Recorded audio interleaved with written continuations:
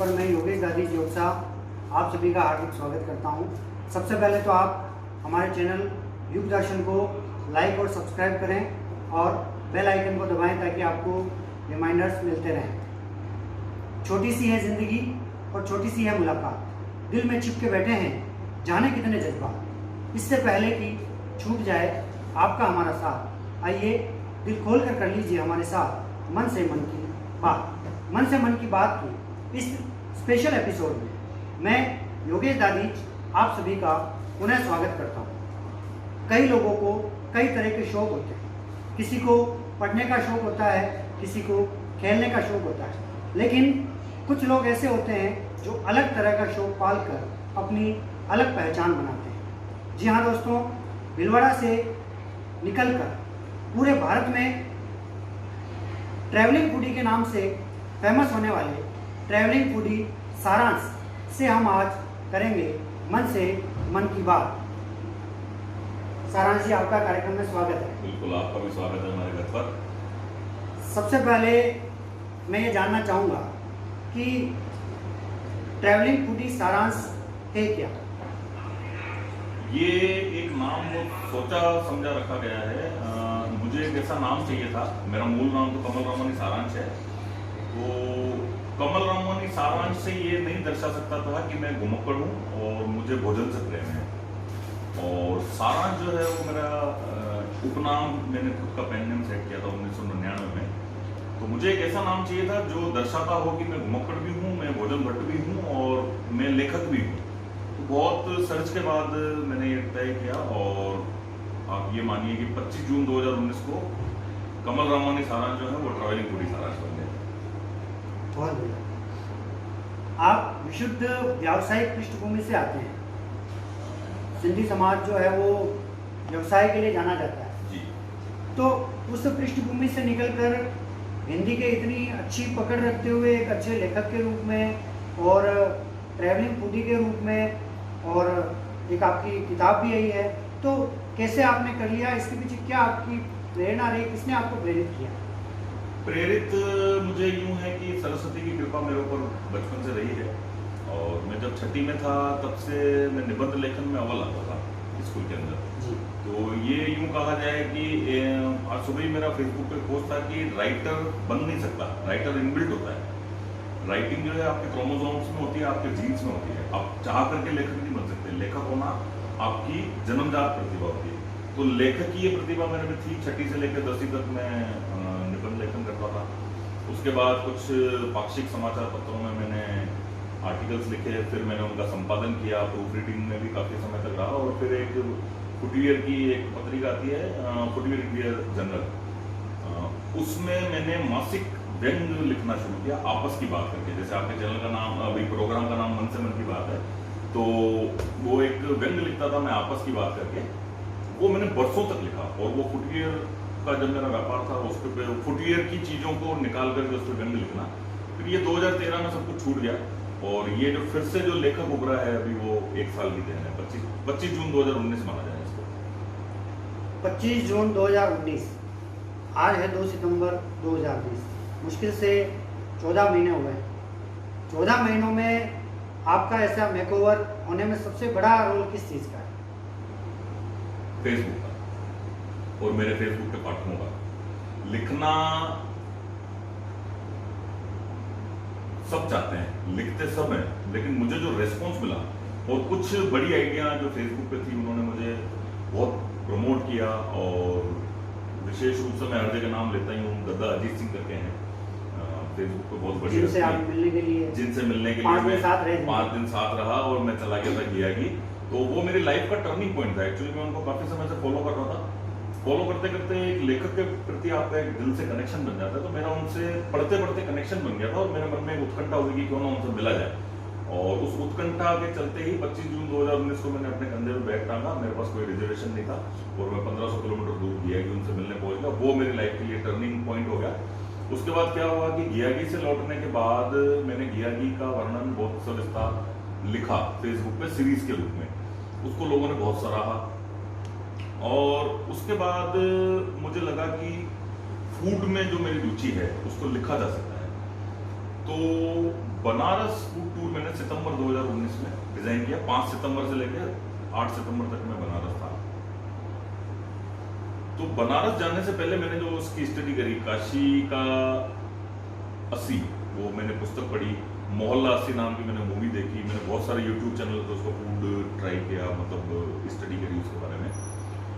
और वो जो बनारस से जो लिखा गया, वो न भूतो न भविष्यति, वैसा मैं चाहूँ तो भी नहीं लिख सकता। वो कुछ हो गया जीवन में, क्योंकि जब मैं बनारस गया तो उससे पहले मेरी पोस्ट पे लाइक आते थे 50, 60, 70, क्योंकि फेसबुक मेरे लिए बहुत महत्वपूर्ण। मैं बार बार फेसबुक की बात करूंगा। बनारस में मैं जब पहुंचा था, मैं पहली बार गया था दीना चाट भंडार पे। वो मैंने पोस्ट डाली थी, पता नहीं क्या हुआ, what is the magic there. उस पोस्ट को 800 लाइक और 180 शेयर आए थे। मैं हिल गया था कि ये क्या हो गया अचानक से। उसके बाद मणिकर्णिका ब्लू लस्सी करके एक आर्टिकल मैंने लिखा, वो 1200 लाइक क्रॉस कर गई एक ही दिन में, और 200-250 बार शेयर हो गई। थोड़ा मेरा उत्साह बढ़ गया। और बनारस को जो मैंने लिखा और जो जिया, वो आज इस पुस्तक का सबसे मजबूत हिस्सा है। ये मेरी पुस्तक है, मैं आपको दिखाना चाहूंगा पाठकों को, युगीन साहित्य प्रवाह के। इस पुस्तक का अलग अलग पाठकों को अलग अलग चैप्टर्स पसंद है, पर मुझे लगता है जो इस पुस्तक की जान है वो बनारस है।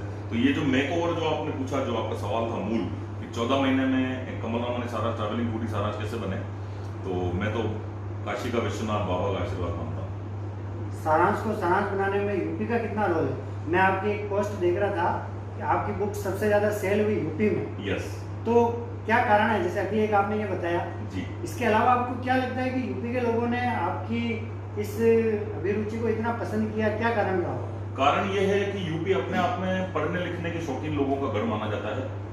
और दूसरा ये हुआ कि बनारस लिखने के दौरान करीबन एक पेज है, उसके मुझे नाम अब मिस कर रहा हूँ, 2.5 लाख उसके फॉलोअर्स हैं। उसने मेरी पूरी सीरीज बनारस की जो थी वो खुद के वाल पे डाली मेरे नाम के साथ में। तो इस तरीके से बनारस आसपास के काफी सारे पाठक मेरे से जुड़ गए। और जिन दादा की मैं बात कर रहा था, दादा अजीत सिंह, वो खुद गाजीपुर से हैं। उन्होंने मेरी आईडी भी 3-4 बार प्रमोट करी थी। तो वो लोग उत्तर प्रदेश से जुड़ गए। और मैं क्योंकि आरएसएस पृष्ठभूमि का हूँ, खाकी पैंट, काली टोपी और दंड वाला आदमी हूँ, और योगी जी अभी वहाँ हैं, तो उसका भी इनडायरेक्ट बेनिफिट कह सकते हो कि यूपी में मेरी किताब 29% ऑर्डर के किताब के जो है वो उत्तर प्रदेश से हैं। बहुत बधाई उसके लिए। आप जैसे कुछ लोग मूडी होते हैं, आप मूडी हैं जी। तो जो मूडी होते हैं उनका मूड काम करता है कि यार हमें क्या काम करना है। आप फूडी हैं, अगर मैं आपको कहूँ कि आपको जितने व्यंजन होते हैं उसमें से किसी एक को सेलेक्ट करना हो तो आप किसको सेलेक्ट करेंगे? मीठे में या नमकीन में? स्पेसिफिक कुछ? किसी में भी अगर आपको भी एक चीज आपको सेलेक्ट करनी है। कचौरी। कचौरी के ऊपर आपने अभी कोरोना के टाइम पे आपने लिखा था कि इम्यूनिटी पावर, इतने टेम्परेचर पर वो उसको गर्म करते हैं तो उससे इम्यूनिटी पावर अच्छा रहता है। भिलवाड़ा ने काफी फाइट किया था कोरोना से। तो क्यों ऐसा होता है कि जो खड़े मसाले और जो गरम मसाले होते हैं अपनी बॉडी में जब जाते हैं और हम उसको एब्जॉर्ब करते हैं, उसको खाते हैं, उसको पचा लेते हैं, तो हमारी बॉडी का पावर बढ़ता है।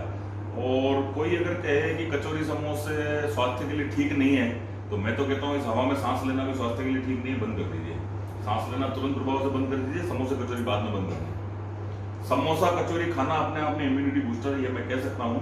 300 से 200 डिग्री सेल्सियस, 300-200 डिग्री सेल्सियस के बीच में तेल उबलता है, उसके अंदर एक कचौरी उबल रही है, वो आपके हाथ में धोने में आई है, उस टाइम पे भी उसका टेम्परेचर 100 डिग्री है, कोई बैक्टीरिया उसके अंदर हो ही नहीं सकता। और अगर आप कचौरी खा के पचा नहीं सकते तो आपको वास्तव में इलाज की जरूरत है। बहुत बढ़िया।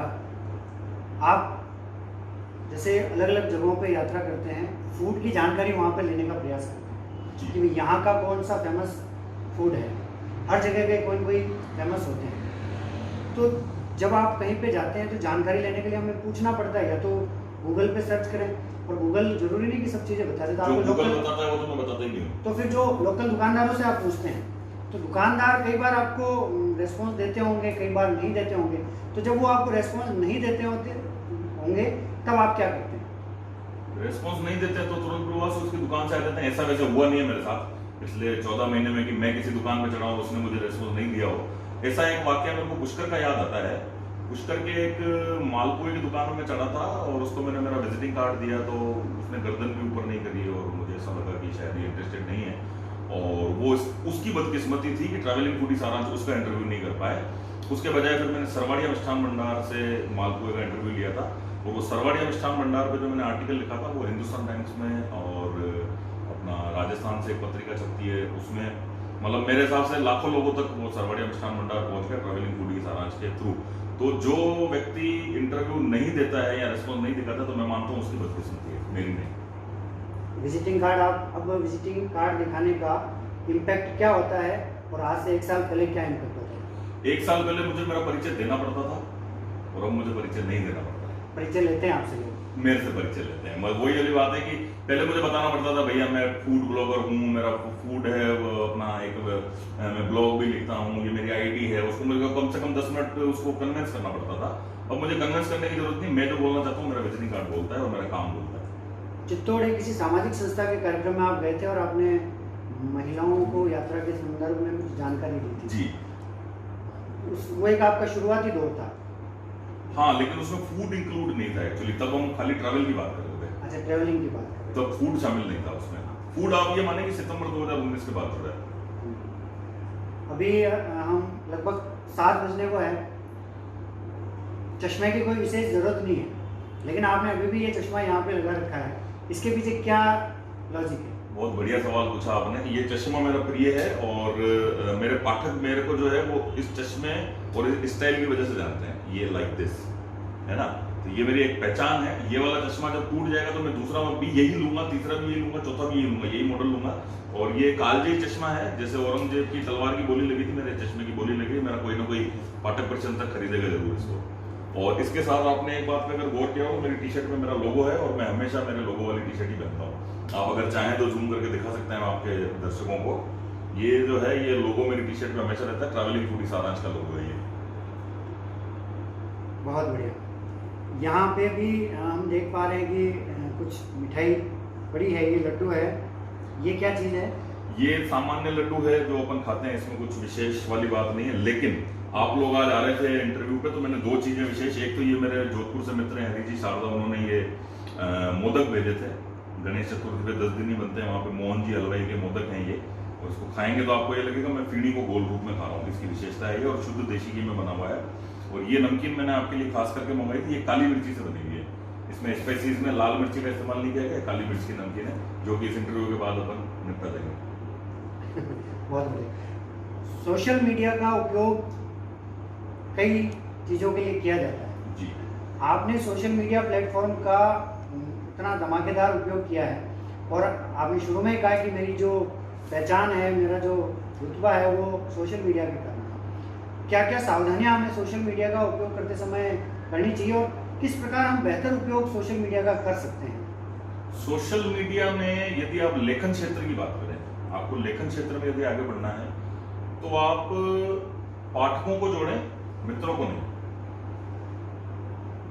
पाठकों में और मित्रों में फर्क होता है। मित्र आपको हैप्पी बर्थडे बोलेंगे, यू आर लुकिंग गुड बोलेंगे, यू आर लुकिंग गॉर्जियस बोलेंगे, फलाना ढींगना आदि इत्यादि। हमें अगर उनकी आवश्यकता है तो आप 2 आइडिया मेंटेन करें, जिसपे एक पे आपके मित्र रहें और आपका जो सामाजिक सर्कल है वो रहे, और एक आइडिया आप नई जनरेट करें जिसमें सिर्फ और सिर्फ आपके पाठक हों और अभिव्यक्ति सक्षम पाठक हों। आज रोहित जी कैमरे के पीछे हैं, अभी हमको दिखाई नहीं दे रहे, लेकिन मैंने इनको कई बार ये चीज बताई भी है। पाठक आपका अभिव्यक्ति सक्षम होना चाहिए, वो पढ़ करके प्रतिक्रिया दे, फिर भले वो पाठक हमारे आईडी में 500 हो या 25,000 हो, उससे कोई फर्क नहीं पड़ता है। आप लेखन क्षेत्र की बात करें, दूसरा नकारात्मकता नहीं लिखनी है किसी भी सोशल मीडिया प्लेटफॉर्म पे। आपने, मैं बात काटना चाहूंगा आपकी जी, आपने नकारात्मकता की बात की, और मैं आज की इस इंटरव्यू का सबसे महत्वपूर्ण प्रश्न आप करने जा रहा हूँ, आपकी बात आप फिर जारी रखें।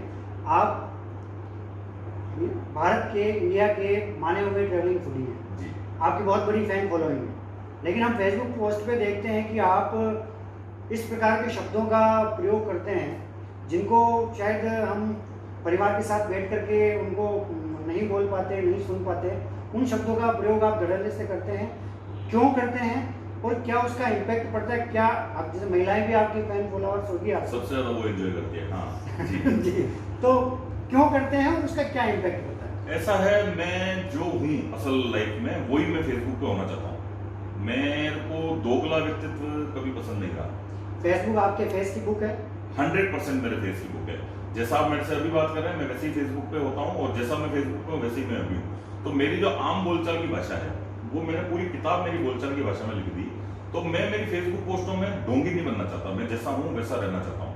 और रही गालियों की बात, तो उन लोगों को गालियों पे प्रश्न करने का अधिकार नहीं है जो लोग वेब सीरीज देखते हैं, जो लोग सेक्रेड गेम देख करके एंजॉय कर रहे हैं, जो लोग मिर्जापुर देख के एंजॉय कर रहे हैं जिसमें हर सेकंड में एक गाली है, और वो गालियों पे अगर प्रश्न उठाते हैं तो मुझे वो दोगले लगते हैं लोग। और गालियों का प्रयोग करना एक लोक भाषा में सामने वाले को कनेक्ट करता है।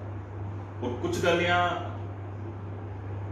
सिचुएशनल होती है, कुछ व्यक्तिगत होती है। मैंने आज दिन तक किसी को व्यक्तिगत गाली दी नहीं, और सिचुएशनल गालियां ऐसे ही चलती रहेगी, इसको मैं कतई बंद नहीं करूंगा। और मेरी 10 में से 9 पोस्टें ट्रैवल और फूड पे होती है, और कभी एक पोस्ट मैंने मनोरंजन के लिए पाठकों से जुड़ने के लिए अगर गाली गलौज वाली करी है तो ये कंटिन्यू चलेगा। किसी ने मेरे को अभी एक पाठक ने सुझाव दिया था कि आप यूपी साइड की गालियां इस्तेमाल करते हैं, मारवाड़ी गालियां क्यों नहीं इस्तेमाल करते हैं? तो भेदभाव करते हैं, भेदभाव करते हैं। तो उन्होंने कहा आप मारवाड़ से और राजस्थान से हो तो क्यों नहीं आप मारवाड़ी गालियों का इस्तेमाल करते हैं? तो मैं इन दिनों मारवाड़ी गालियों का वाक्यों में प्रयोग सीख रहा हूँ। ये भी एक नवाचार नई चीज है। ऐसे ऐसी गालियां लिखूंगा कि मतलब भीलवाड़ा वालों को गर्व होगा कि हम ये गालियां बोलते हैं। बहुत बढ़िया। आप अब तक कितनी यात्राएं कर चुके हैं? यात्राओं की संख्या पूछ रहा हूँ, और कितने राज्यों में जा चुके हैं? 563 जिले हैं भारत में, उसमें से 69 जिले में घूम चुका हूँ। कब से? ये ओवरऑल डाटा बता रहा हूँ मैं आपको, ओवरऑल जो मेरी घुमक्कड़ी है। और अगर पिछले 1 साल में बात करी जाए तो मैंने 8 शहरों पे फूड टूर किए हैं, जिसमें से बनारस, अजमेर, लखनऊ, भोपाल, इंदौर, और चित्तौड़ को नहीं माना जाएगा क्योंकि 2 ही थे वहाँ पे, गुड्डू कचौरी और वो था शर्मा ओरिजिनल है। उदयपुर में फूड टूर कर चुका हूँ पर मैंने लिखा नहीं है। सूरत का मैं फूड टूर कर चुका हूँ, लिखा नहीं है। लखनऊ, भोपाल लिखना पेंडिंग है। और 8 शहरों का वृत्तांत तो अब लुधियाना में कर चुका हूँ, अम्बाला में कर चुका हूँ, काफी शहरों को फूड टूर में कर चुका हूँ। फूड टूर और नॉर्मल टूर में आप क्या डिफरेंस देखते हैं? फूड टूर और नॉर्मल टूर बिल्कुल डिफरेंट होता है। फूड टूर ही होता है, टूर ही होता है। टूर का मतलब होता है घुमक्कड़ी और ट्रैवलिंग, और फूड टूर का मतलब होता है आपकी लिस्ट तैयार होती है, आपको ये पता होता है कि मुझे सुबह नाश्ता यहाँ करना है, नाश्ते में 6 जगह वहाँ पे प्रसिद्ध है तो 6 जगह पे कुछ ना कुछ चखना है। सबसे बड़ी बात, मेरे से जो क्वेश्चन पूछते हैं मैं इस चैनल के माध्यम से जवाब देना चाहूंगा। कुछ लोग पूछते हैं मुझे, भाई साहब इतना कैसे ठूस लेते हो, भाई साहब इतना कैसे खा लेते हो? तो ठूसने में, खाने में और चखने में, तीनों में फर्क होता है। तीनों शब्दों पर वापस गौर किया जाए, ठूसने में, खाने में और चखने में, तीनों में फर्क होता है। हम लोग चखते हैं, 70 ग्राम की एक कचौरी होती है, उसको 10% तोड़ना होता है और 7 ग्राम मुंह में रखना होता है। उसमें से हमको इंग्रेडिएंट पता लगाना होता है कि भाई इसमें क्या क्या चीज पड़ी हुई है। तो हम लोग चखते हैं। हम लोग का मतलब, मैं मेरी बात करूंगा, फूड ब्लॉगर जो होते हैं वो चखते हैं, वो खाते नहीं है। अगर खाएंगे तो मैंने बनारस वाले टूर में एक दिन के अंदर लगभग 22 आइटम मैंने ट्राई किए थे। तो अगर मैं खाता तो मैं फट जाता, लेकिन मैंने 22 आइटम चखे थे, खाए नहीं थे, चखने में। अच्छा, ये आपके पहले क्वेश्चन का जवाब हो गया फूड टूर और उसमें क्या फर्क होता है। ट्रैवलिंग जो होती है वो ट्रैवलिंग होती है, उसमें हमको घूमना होता है। जैसे जो मेरा हिमाचल वाला जो टूर था वो ट्रैवलिंग था, वो फूड टूर नहीं था। लेकिन बनारस वाला जो टूर था वो ट्रैवल प्लस फूड था। उसमें मैंने बनारस को एक्सप्लोर भी किया और बनारस के फूड की भी बात करी। और एग्जैक्टली अगर तीसरा चैप्टर देखा जाए तो इंदौर सिर्फ और सिर्फ फूड टूर था। तीनों में फर्क समझने की जरूरत है। हिमाचल मेरी घुमक्कड़ी थी, बनारस में एक्सप्लोरिंग प्लस फूड था, इंदौर में सिर्फ फूड ही था। एग्जैक्टली फूड टूर पे जाते हैं तो कई बार यूँ आपको लगता है कि आप यहाँ पे देखने की जगह है, ये भी देख ली जाए, कभी मन में आता है ऐसा? हाँ, देख लेता हूँ पर मैं उसको ज्यादा गौर नहीं करता हूँ उस बात पे। मेन टारगेट मेरा फूड रहता है, मेरे पास लिस्ट रहती है, मेरे पास गूगल मैप पे सबकी लोकेशन रहती है, अधिकतर मालिकों के नंबर मेरे पास आ चुके होते हैं। मेरी R&D बहुत मजबूत है, ये मैं मानता हूँ। जून 2019 में आपने घुमक्कड़ी स्टार्ट पहली शुरू की थी, उससे लेकर के आज 2 सितंबर तक जी कितना वजन बढ़ा? मैंने शायद 8 किलो वजन घटाया है। बहुत बढ़िया, घटाया है? हाँ, वो घटने का कारण ये है कि पहले मैं बड़ा सुस्त राम था, और घुमक्कड़ी स्टार्ट करने के बाद जब 8.5 किलो का बैग आपके पीछे रहता है और आप जल्दी सीढ़ियाँ चढ़ने की कोशिश करते हैं, प्लेटफॉर्म चेंज करते हैं, ट्रेन पकड़ते हैं, फूड टूर में आपको बहुत थकाऊ टूर होते हैं क्योंकि आपको 200 मीटर पर 500 मीटर पर बार दुकानें चेंज करनी होती है, बार जल्दी भागना होता है। तो मैंने कम किया है वजन, अभी बढ़ा नहीं है मेरा। और मेरी सबसे बड़ी बात तो ये है कि लॉकडाउन के दौरान जो मेरी शुगर थी वो बहुत ज़्यादा नॉर्मल आ गई, पहले बहुत हाई थी। तो फूड टूर करने से फायदे होता है, नुकसान नहीं है। अभी कहीं जाते हैं तो सेलिब्रिटी के तौर पर आपको ट्रीट किया जाता है तो कैसा लगता है? ये वो मुकाम है जिसका इंतजार मैं बरसों से कर रहा था, अच्छा लगता है। जब आपके साथ कोई सेल्फी लेना चाहता है तो एकदम आपके अंदर फीलिंग आती होगी कि यार अपन भी कुछ हैं। हाँ बिल्कुल हैं, और मैं कुछ हूँ ये वाली फीलिंग मेरे में शुरू से कूट कूट के भरी हुई है। मैं कॉन्फिडेंट रहता हूँ हमेशा। अब तक के आपके जितने अनुभव हैं उनमें सबसे बढ़िया अनुभव और सबसे खराब अनुभव दोनों हमारे दर्शकों के साथ शेयर करें। सबसे अच्छा अनुभव फूड टूर के बारे में पूछ रहे हैं आप? फूड टूर की बात कर रहे हैं। और सबसे बुरा अनुभव, सबसे अच्छा अनुभव लुधियाना में मैंने पान वाले का इंटरव्यू लिया था, गुल्लू पान करके, चौरसिया पान, गुल्लू भैया उनका नाम था। उस बंदे ने जिस तरीके से इंटरव्यू दिया, जिस आत्मीयता से मुझसे वो मिला, जितनी उसने मेरे को वैरायटी खिलाई पान की, और मतलब जितनी उसने जानकारी दी, मेरे को लगभग उसने पौन घंटा एंटरटेन किया उसने। वो मेरा यादगार इंटरव्यू था अगर पॉजिटिव की बात करें। और नेगेटिव की बात करें तो पुष्कर में मुझे फ्यूजन दाल पकवान खाना था, जो दाल पकवान के ऊपर पोहे डाल करके और खाता है। तो मैं गलत दुकान में पहुंच गया था, और वो मैंने दाल पकवान खाते ही मुझे मुंह में पता लग गया था कि मैं गलत चीज़ खा चुका हूँ। और वो खाने के थोड़ी देर बाद मुझे उल्टी हो गई, मेरी तबीयत खराब हो गई बुरी तरीके से। वो मेरा बुरा अनुभव था। टेस्ट करके आपको पता लग जाता है कि अब किस तरह की ये चीज़ है इसमें? मुंह में एक बाइट से पता लग जाता है कि ये चीज़ मेरे पेट में जानी चाहिए या नहीं जानी चाहिए। और भले वो मैंने 200 रुपये प्लेट में खरीदी, मैं तुरंत सरका देता हूँ नहीं। आपने भीलवाड़ा के बाहर, राजस्थान के बाहर भी बहुत सारी यात्राएं की, फूड ट्रेवल किया। भीलवाड़ा लोकल के अंदर भी बहुत सारी चीज़ें खाने की है, तो क्या स्पेशलिटी है? और अगर आप अपने किसी दूसरे ट्रेवल फूडी फ्रेंड को कोई यहाँ की चीज़ खिलाना चाहेंगे तो आप कौन सी चीज़ प्रायोरिटी से खिलाना चाहेंगे? पप्पू की कचौरी, बापूनगर। बापूनगर की वो इतनी तीखी कचौरी है कि वो खाई मुंह से जाती है, महसूस कहीं और की जाती है। मुंह से जाती है, महसूस कहीं और की। वो उसका इतना स्पाइसेस बैलेंस है उसमें कि एक तो होता है खाली चरका कि आपने लाल मिर्च उसमें दबा रखी है और पूरी तरीके से आपको आंसू आ रहे हैं, और ऐसा नहीं है। उसकी जो क्वालिटी है, उसके जो मसाले में क्वालिटी है, जो उसमें इंग्रेडिएंट्स डालता है वो क्वालिटी है। और अगर भीलवाड़ा की बात करूँ तो 50 की लिस्ट मैंने बना रखी है, वो मेरे पास रेडी है लिस्ट। मीठे की बात करूँ तो मैं दिलवार का मावा खिलाना चाहूँगा, लोकल मावा जो होता है। चुस्की की बात करूँ तो मैं राजवानी की चुस्की खिलाना चाहूँगा महावीर स्कूल के बाहर। कचौरी की बात करें तो पप्पू की खिलाना चाहूँगा, हरिभाई की खिलाऊंगा, कृष्णा की कचौरी खिलाऊंगा। और छोले भटूरे अगर मुझे खाने होंगे तो मैं आगरा चाट पे चला जाऊँगा। दही बड़े मुझे खाने होंगे तो मैं प्रेमी चाट पे जाऊँगा। प्याज की कचौरी खानी होगी तो मैं प्रेमी चाट पे जाऊँगा। ये मेरी फेवरेट लिस्ट में है। ब्यावर वाले का